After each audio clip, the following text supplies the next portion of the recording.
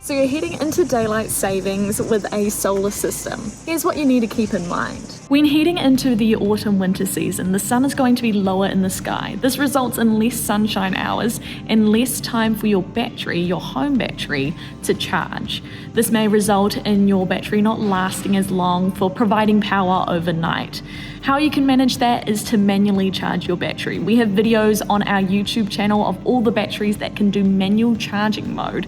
That's when you charge your battery from the grid, maybe during a free hour of power, or if you've just got some low user charges. So that is something to keep in mind during the autumn-winter season. When heading into spring-summer, the sun is out, it's gorgeous, so you probably won't need those manual charging times, so keep that in mind if it's adding a little bit of a cost to your power bill. Now, something we all know about daylight savings is that the time is going to go either forwards or back.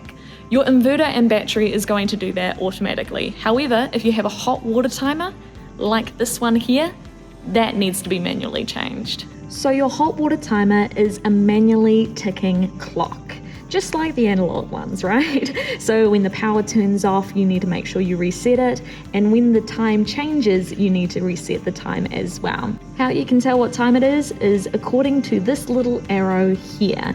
So that needs to match up with the correct time of day. So maybe your clocks turn forward, maybe they turn back. What you need to do is manually move the clock around according to what time of day it is. So let's say we've got it set on 6 o'clock, but the clock has gone forward an hour. We'll just roll it down and now it's at 7. However, if you need to go back an hour, the clock can only go upwards, it can only tick upwards.